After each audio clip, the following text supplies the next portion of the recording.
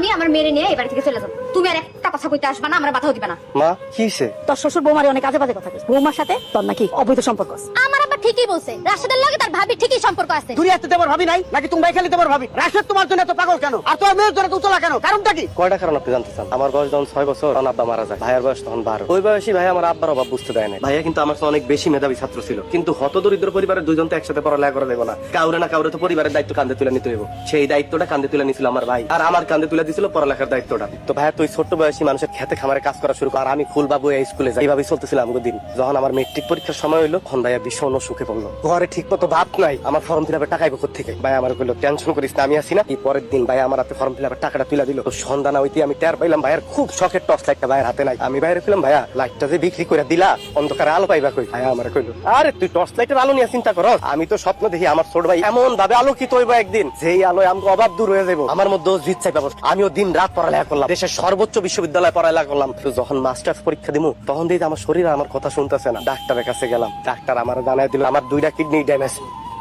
কিন্তু হতাশ হইলাম না, কারণ জানি যে আশা দেখানোর মতো একজন তো এখনো বাইসা আছে। আমি বাইরে জানাইলাম, ভাই আমার কাছে ছুটে গেল। তাই আমার তার মাথায় হাত রেখে শপথ করাইলো, খবরদার এই কথা দুনিয়ার কাউরে কইতে পারবি না। ডাক্তারের কাছে পাগলের মতো ছুটে গেল। ডাক্তার যে কইলো যে তার 2টা কিডনি খুলে নিয়ে যাবো, আমার সুস্থ করা হয়। ডাক্তার সাপ সাপ জানাই দিল একটা কিডনি নেওয়া যাইব সর্বোচ্চ, তাও অনেক টাকা লাগবে অপারেশনের জন্য। ভাই আবার গ্রামে ছুটে আসলো, তো মানুষের কাছে হাত পাততে শুরু করলো, আমি ঢাকা শহরে ব্যবসা করবো, আমার টাকা ঋণ দেন। মানুষ তার নানান কথা শুনাইলো, কিন্তু ভাইয়া কাউরে আসল কথাটা কইলো না। টাকা নিয়ে যখন ভাইয়া ঢাকা গেল, অপারেশন থিয়েটারে ঢুকার আগে আমি ভাইয়ার হাত চাইবা ধরলাম, ভাইয়া এত বড় পাগলামি যে করতেছো, যদি তোমার কিছু হয়ে যায় ভাবি রেখে দেখবো, মুখটার কি হইব? ভাইয়া আমার দিকে হাসে কইলো আমার কিছু হইব না, আর যদি হয় তুই পারবি না আমার শেষ স্মৃতি চিহ্ন দেখা রাখতে। আমার জবান দিয়ে কোনো কথা বাইরে এলো না। অপারেশন থিয়েটার থেকে ভাইয়ের একটা কিডনি নিয়ে ঠিকই ফিরাইলাম। সারা জীবন অমানবিক পরিশ্রম করা, হাড় ভাঙা পরিশ্রম করা, ওই ক্লান্ত শরীর নিয়ে ভাইয়া আর ফিরাইলো না।